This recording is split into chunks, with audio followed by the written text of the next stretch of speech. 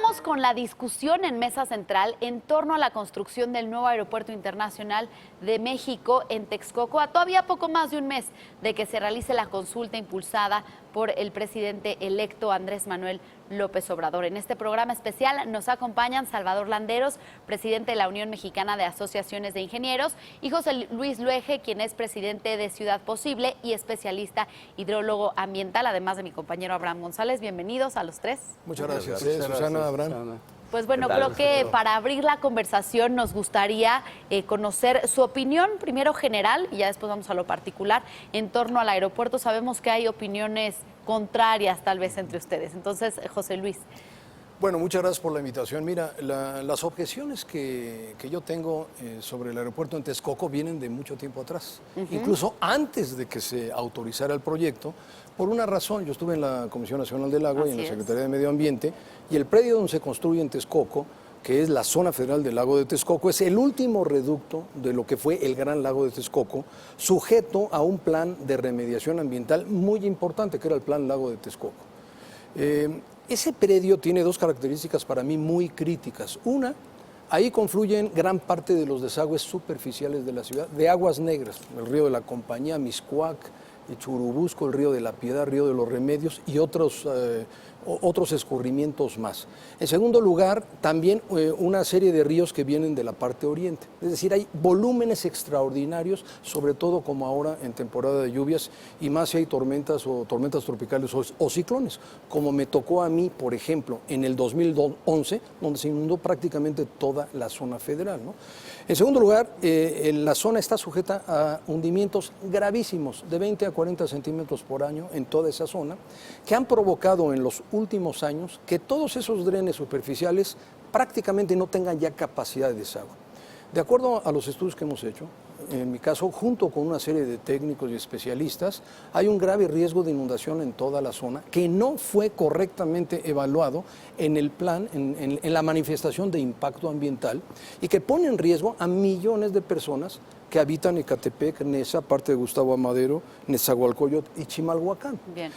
La manifestación de impacto ambiental, a nuestro juicio, requiere una revisión. Por esa razón nosotros, que fuimos convocados en el equipo de transición, pues hemos puesto esta objeción. Mi posición no es si Santa Lucía o Texcoco, no, mi posición es hay que reevaluar el impacto ambiental y se requieren muchas más obras que no han sido consideradas. Y ahorita vamos a más detalles. Perdona, aquí quisiera hacerte una pregunta, José Luis, claro, y ahora platicamos contigo también, Salvador.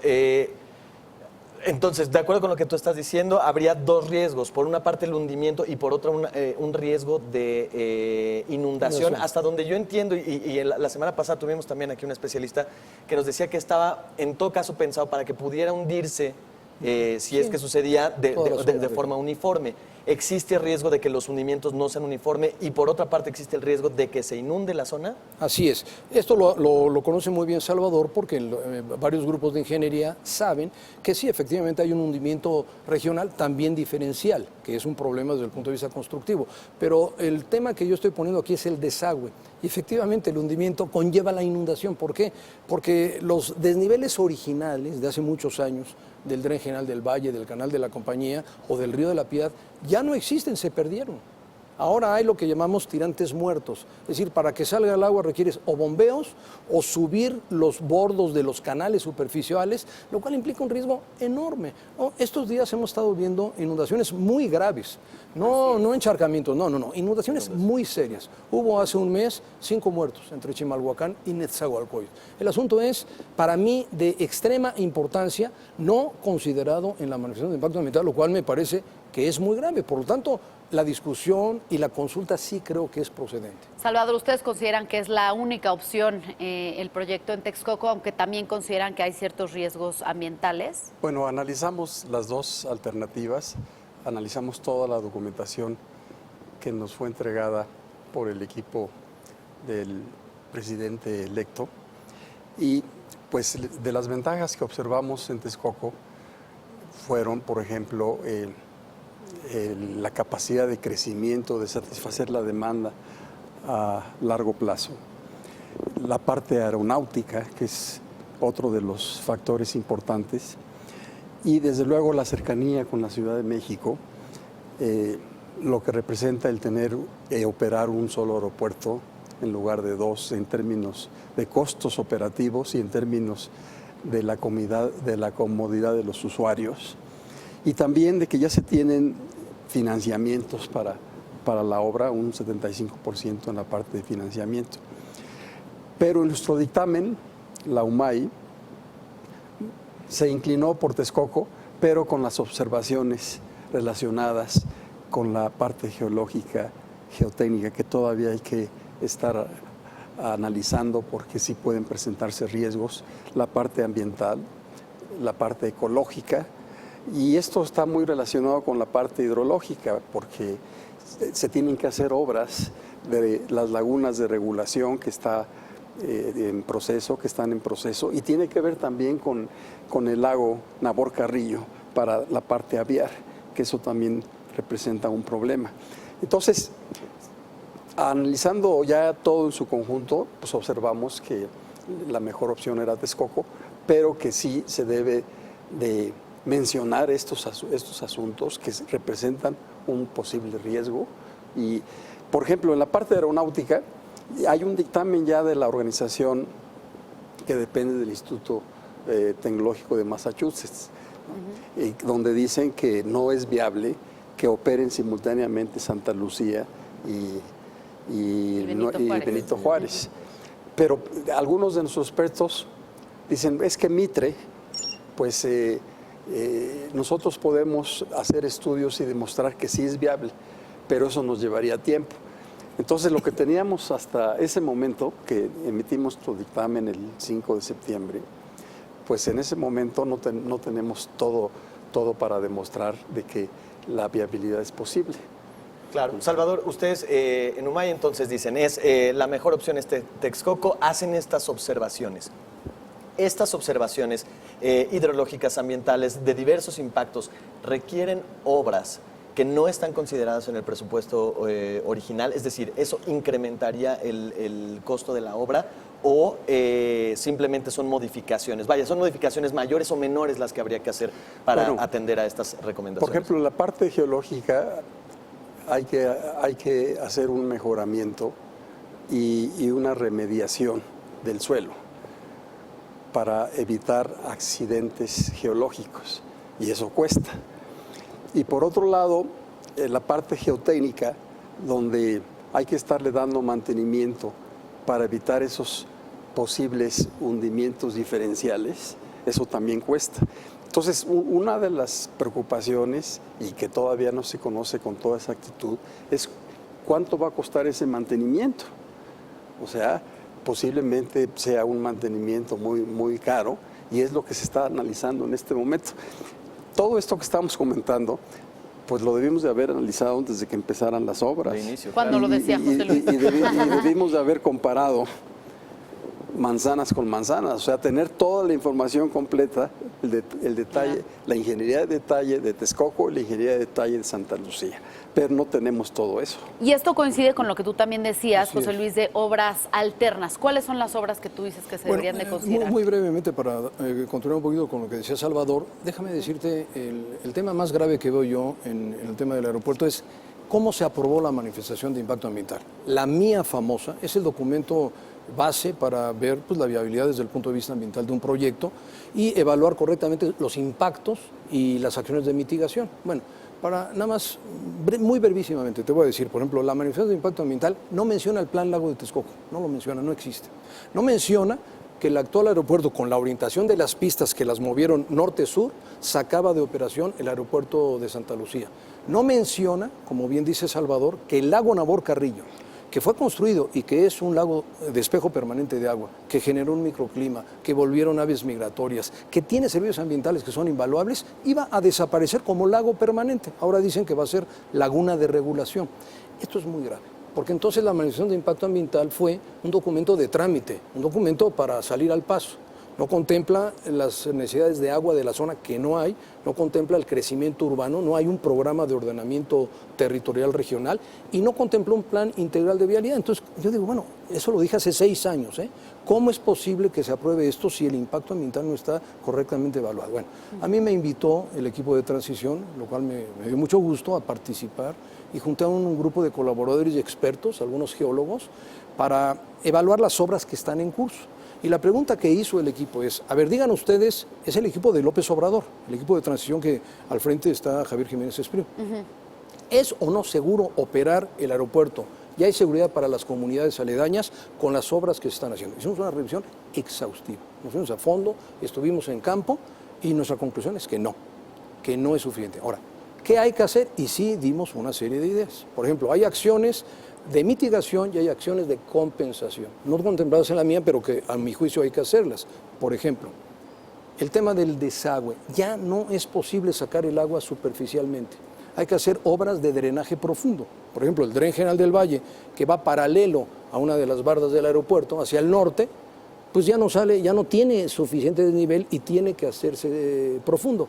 Efectivamente, ya existe el proyecto, lo tiene la Comisión Nacional del Agua. Por cierto, quiero decir que hay obras muy importantes en curso, yo creo que muy bien hechas, tanto por el Grupo Aeroportuario como por la Comisión Nacional del Agua. Entonces, primero, drenaje profundo. Segundo, sistema regulador. Se requieren más lagunas reguladoras. La Conagua ha construido una, otra está en proyecto, pero el proyecto que se presentó en 2014 eran 5.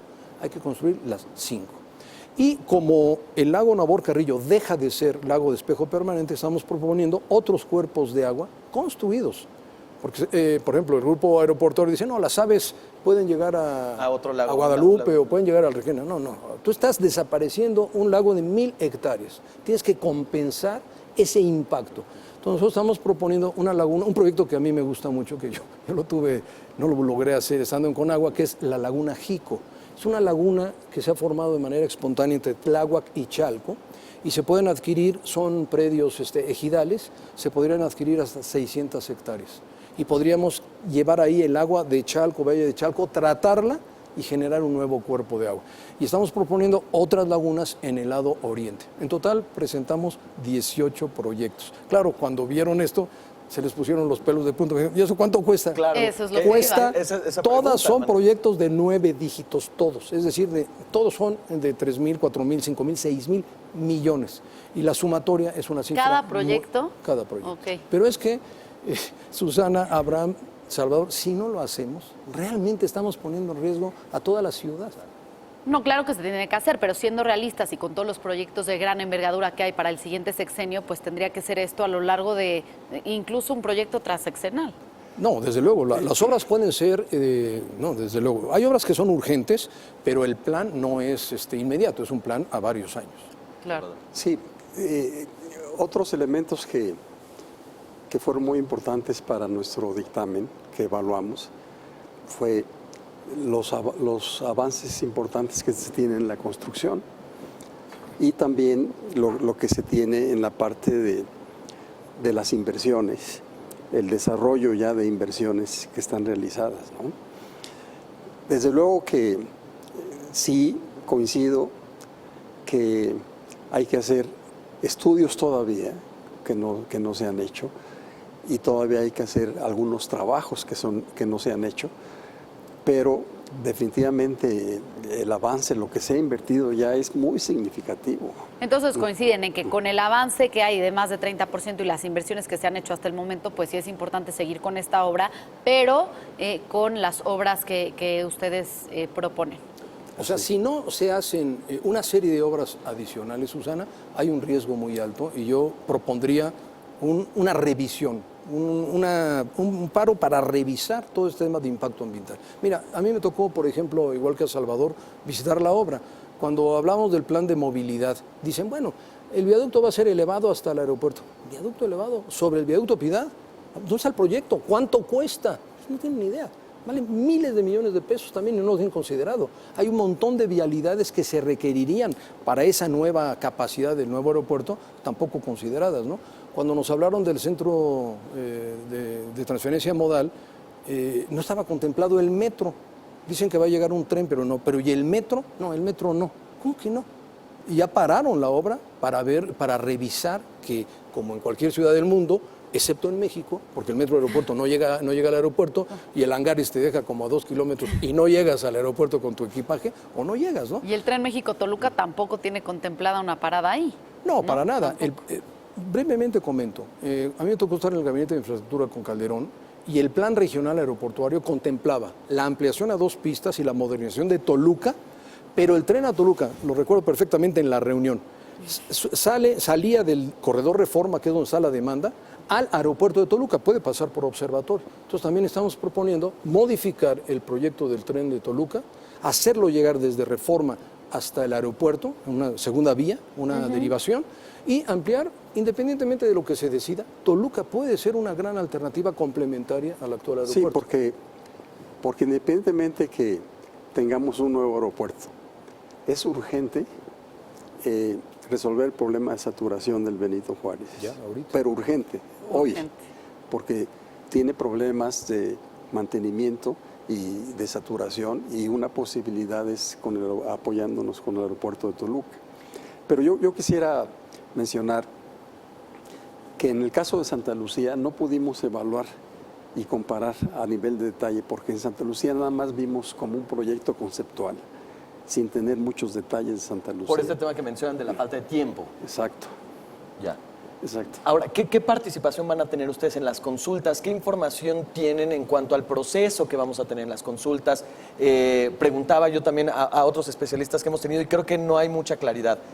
Si una persona, ya sea funcionario o ya sea un experto independiente, y otra persona tienen una visión encontrada, ¿quién al final es quien va a tomar la decisión de cuál es lo correcto? ¿Qué es lo que saben ustedes de cómo van a funcionar estas Yo creo consultas? que mientras le demos toda la información posible y exacta a la ciudadanía, porque por un lado está los grupos de la ingeniería, por otro lado está el Consejo Coordinador Empresarial, el Instituto Mexicano de Competitividad, y expertos como el ingeniero Luege. Mientras le demos toda la información, yo creo que la ciudadanía va a tener los elementos para poder opinar y para poder expresarse. Entonces yo creo que eso es lo importante, y que la ciudadanía tenga la mayor de los elementos posibles para que tome una decisión hacia dónde debe de ir este asunto. Correcto. Para mí las consultas debieran de ser antes de, dando la información, como dice Salvador, a la ciudadanía. No a la mitad de la No a la mitad construcción del del... aeropuerto. Pero yo sí estoy de acuerdo, dado los graves omisiones que hubo y la forma como se tomó la decisión para construir en la zona de Texcoco, cuando había otro proyecto en curso, que era el plan Lago de Texcoco. Sí estoy completamente de acuerdo en que se abra el debate, haya discusiones, y desde luego nosotros aportaremos información. En caso de que haya la consulta, yo pediré que se nos deje explicar la necesidad de una serie de obras adicionales en caso de que la decisión, vamos a poner que sea una decisión de Estado, o finalmente la consulta pública diga Texcoco, se tiene que hacer muchísimas obras más. Por eso qué bueno que las estén explicando aquí. Vamos a hacer una pausa y regresamos con más análisis en Mesa Central sobre la construcción del nuevo Aeropuerto Internacional de México.